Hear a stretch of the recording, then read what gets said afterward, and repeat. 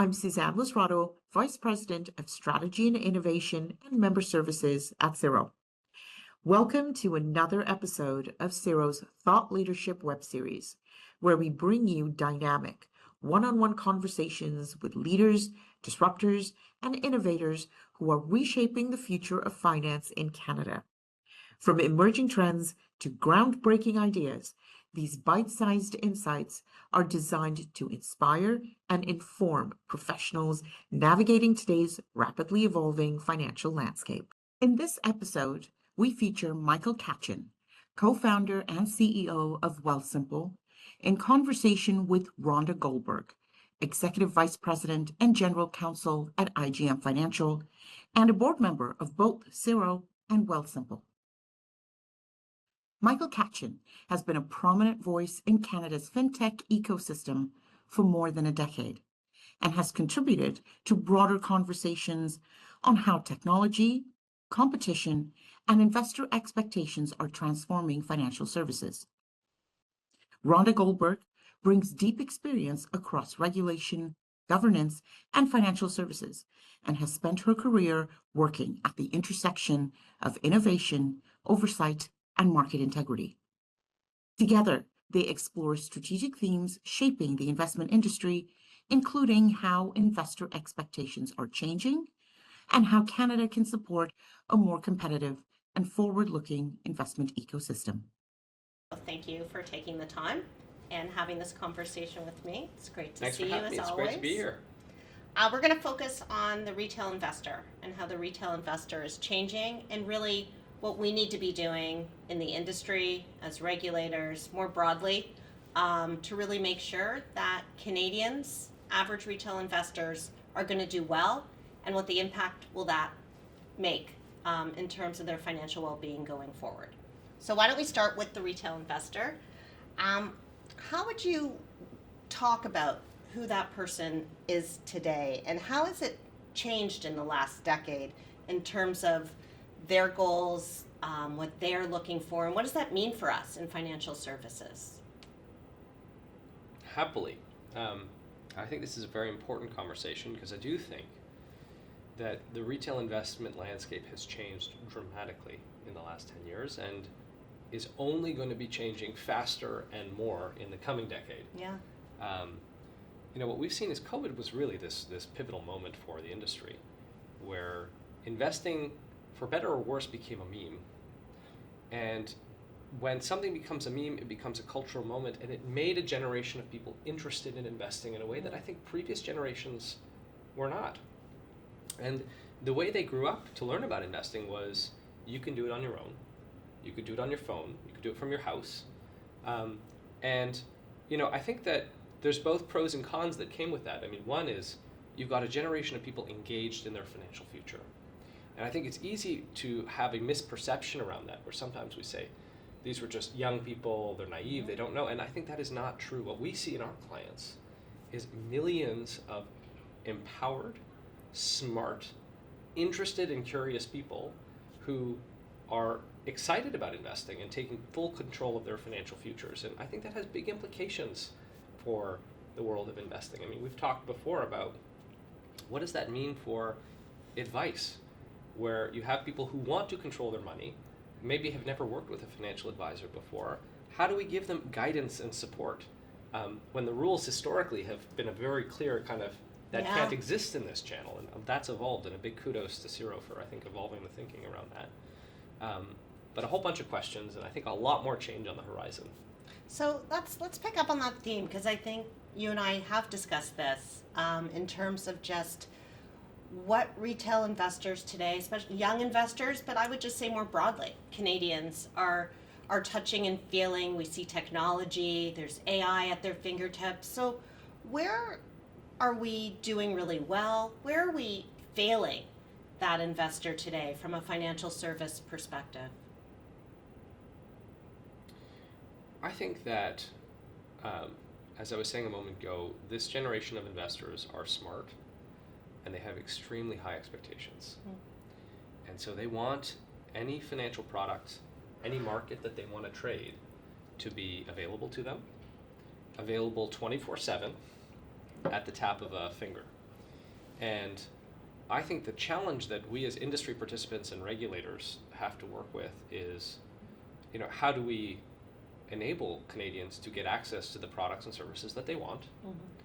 How do you, overlay the appropriate friction, learning from past market meltdowns and blow-ups to help people when maybe they don't know the risks that they're getting involved with, so that you can put some parameters that help people remain safe and safeguarded for their futures. And then also help people get access to not only the products they want, but the services like advice we were just mentioning along the way as well.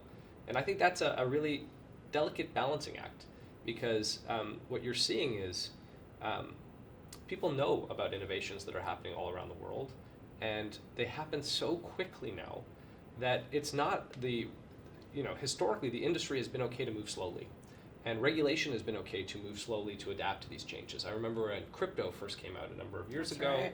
We were at the forefront of that, and we wanted desperately to work with regulators to get a license to manage a crypto business within the construct of a regulatory framework, even though the whole industry had blown up overnight entirely outside of that regulatory construct. And it was years of how do we wrangle this thing back into the box. And I don't think that model is a really great one, where you watch an industry, evolve outside of the regulatory framework, and then you try to play catch up to develop the rules, and then another few years to wrangle it in. I mean, it's like a decade process to, clean up after the fact. Rather, what is a more nimble, principle-based approach to both enable these new industries and new technologies that are coming up, but do it in an iterative way with industry participants, so that it all happens with oversight and with the right players around the table, so that rules can evolve in real time. Yeah, nimble, iterative. I mean, I think those are the types of themes that industry needs to bring forward, and then we need that responsiveness from regulators to get there. It won't be perfect, I think, in each moment, but it's advancing sort of, here's what we're learning, and I think the shared knowledge and a way to think about how do we in industry share that knowledge with regulators more broadly, so they can see what we're seeing from our investors, from our clients, and really trying to manage that process. I think that's super important, is this two-way dialogue that happens between industry and regulators. And I give Canada a lot of credit. I think that happens more here than in many other markets around the world. I mean, certainly we used to operate in the US and the UK, and so had some exposure to different regulators, and there is a much more, I might even say collaborative nature to this environment, where people know their roles and accountabilities, but there's an openness to dialogue of, yeah, I agree with that. We're here for the right reasons, and let's figure out how we can both enable industry and meet the mandate of fair and free capital markets and investor protections and whatever else is kind of the important principles to get right. But the other thing that I think is important is conversation across jurisdictions. Harmonization, I think, is going to become increasingly important. And right now we're living in this strange time with our relationship with the U.S. is strained in so many ways. And they have moved very quickly on some new files. And that puts pressure on our own, I think, capital markets and regulatory regime to try and figure out, do we want to be harmonized? Do we not? But these gray areas where we don't know, staying in them for too long is also problematic. And so not only between industry and regulators, but I think amongst regulators and jurisdictions is going to be increasingly important. It's really interesting. Where do we lead in Canada? Where don't we lead? Where do we follow? I was going to ask you if you thought there was a jurisdiction that's ahead of the curve in terms of creating that environment for innovation, or able to be more nimble, and what the lessons are for us, both our regulators and perhaps even as industry participants, and how folks engage there. I think there's nowhere that's perfect. Yeah. And I think there's things to like about different jurisdictions around the world. I do think Canada has a great track record. But I'll just because it's so topical, and we were just talking about crypto, I think it was interesting to see how quickly the new government in the US came out with very clear rules around crypto, with the acknowledgement that it's not perfect and will have to be iterative as we learn more about this industry and it evolves. And for years I was advocating that this industry is going to continue to grow. And one policy objective we as Canadians could have is, how do we foster the conditions to actually build an industry around that here by setting up the clear policy frameworks and regulatory frameworks to enable that industry to thrive in Canada. And I think there's this interesting dialogue that happens where regulators aren't elected policymakers who are here to build Canadian industry. That is not the mandate of a regulator. But there is such a necessity in Canada to build industries, and I think we Canadians feel very, much aligned in that need to build our economy and create a prosperous, country. And so, it's an interesting question around so many new things are happening. To your point of where do you want to lead versus where do you want to be a laggard, is I think we have to pick a few spots that are on the horizon and say, maybe we do want to be first out the gate with some rules and a perspective on what this could look like. To enable kind of a local homegrown industry to become to have a shot at building kind of global champions. I think that's right. I think of a retail investor who doesn't necessarily understand sort of the fragmentation in our regulatory environment. And you think of a Wealthsimple client, for instance, who is toggling between investment and crypto and maybe do it yourself, and all of these different pieces of their wealth building block to success. What's that advice to a regulator in thinking holistically about a client, or to government, to say, hey, we have to sort of maybe stop some of these silos, or let's take a step back? What piece of that do you think we could all do better or talk about better? I think it's a great question, and we were actually just talking about this before. I think that my best advice is to get out and speak to participants, and not industry participants, actual retail investors and clients. We do this as a company. We speaking to clients is such an important part of every Wealthsimpler's job, because not only do we use our own products and services, but we want to have empathy with the people that are trying to use them, so we understand what are their pain points and what are their opportunities and how do we better meet them. And I think regulators and policymakers ought to do the same. And I think one of the ways that, the unintended consequences of the regulatory framework that has evolved over time is especially around this delineation of where advice can sit. Mm-hmm. And maybe this is historical. I actually am very pleased with some of the changes that we've made around OEO guidance and the ability to deliver some form of advice in the order execution channel more recently. But those regulatory lines are not the way industry, investors think about the world. So they make a lot of sense to regulators, a lot of sense to industry participants, but the fact that I have my money with the institution, I want to talk to someone about it. You can't do that actually over here. You have to go maybe to another institution or another department or open up a separate account over here. I mean, that is a line that is kind of manufactured by the industry rather than something that is intuitive to Canadians. And so I think speaking to clients, some of those things become clear of how do normal, regular people think about their money, and then how do we meet them where they are, so that we actually are living up to that investor mandate of how do we help people make better financial choices and ultimately achieve better outcomes. It really is. That is, to me, the challenge that I think all of us are facing, and we have to sort of lean into what that solution looks like. But I agree with you. Listening to that retail investor and understanding that experience and having that shared experience is going to make a difference for sure. I have one other sort of question for you that I wanted to sort of make my last, but I've heard you say a lot that you are in the trust business and you feel that profoundly. And when we think about retail investors, and that's a broad category, so maybe new retail investors to the Canadian market, what are their trust markers today? What does trust mean to them? What are you thinking about at Wealthsimple? What should all of us be thinking about when it comes to how do we demonstrate that trust in capital markets today? That's a great question. I mean, we talk about trust a lot at Wealthsimple, and my view on what trust means or how we try to build trust is kind of brand is the promise you make to the world, and product is how you live up to that promise. And the consistency with which you do that is make a promise and then deliver on that promise is how you build real, authentic trust with people over time. And so our promise is, a delightful, seamless, seamless, low-fee, experience when it comes to every component of your financial life.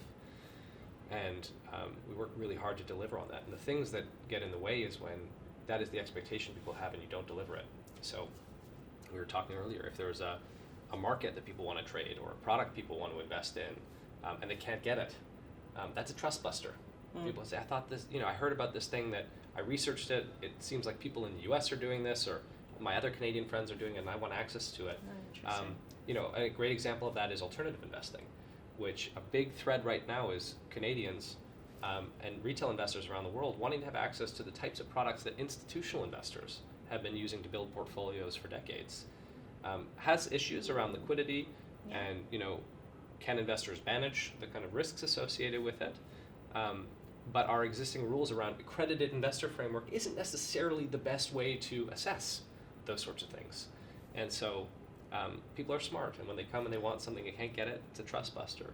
When systems aren't reliable, when markets are closed, people now want to trade 24/7 in all the markets in which they want to operate. So I think showing up with the products that people want, doing it consistently, but then also having this kind of this approach that is vested in your client's best interests and never compromising on that. So making the products they want to trade available, but also that layer of advice and support that's there that people can tap into to support them making better choices. That's how we view building a trusted relationship with our clients. And I think that's going to be what's going to drive the industry forward, where there's going to be success. I think retail investors are going to search for those organizations that have that trust bargain with them. And if I listen really carefully to you, what I hear for governments, what I hear for regulators is that we have to drive forward with principles. And if we govern ourselves with principles, we'll be able to be more agile, to be nimble, to be able to holistically take care of that retail investor. I think so. And I think understanding that these younger generations coming into the markets are the most financial generations I think we've ever seen. And the old formula they might have grown up on, and I certainly grew up on, was the thing you want to do as soon as you can is buy a house, and that's your ticket to financial freedom. And the generation coming up today doesn't know if they'll ever be able to do that. And that's a scary prospect. So when we just tell them this is the formula that worked, they don't believe it anymore. And so I think we have to understand that the reality that young Canadians in particular are facing is different, and understand how to make our way through that. Learning from all of the things that our industry has learned over decades of trial and error, but also understanding that our industry is changing, and we want to make sure that we show up to help Canadians manage that change and ultimately thrive. Well, thank you, Mike. I think what you've shared really is about a sense of partnership from an industry leader perspective, but the partnership with regulators like CIRO, but also really reflecting globally, where can we learn, how can we advance the interests of retail investors. It's in everyone's interest to get there, and certainly the success for Canadians going forward. So thank you for sharing your time. Thanks for having me. You bet. Thank you for joining us today. We hope this conversation provided useful perspectives on how the investment landscape in Canada is evolving and on the opportunities and challenges shaping the future of finance. This episode is part of CIRO's Thought Leadership series that is focused on short, insightful conversations with leaders who are helping to shape the next chapter of Canada's financial system.